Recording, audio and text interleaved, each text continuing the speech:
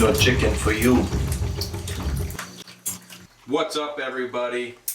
Burm donor pythons. Today we are feeding a large rooster to our girl Big Mama. She's about a 14-foot albino Burmese. She's been a good breeder for us the past couple years, and she's ready to eat this big meal coming into the fall, getting ready for breeding season.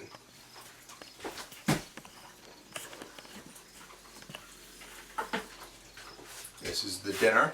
If everyone can see that, nice frozen thawed chicken we got from a local friend of ours.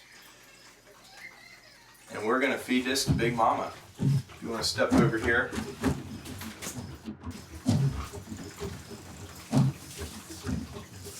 She definitely smells it. Now this is her first rooster. Oh, she missed.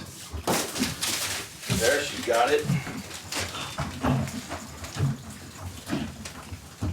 She took it, everybody.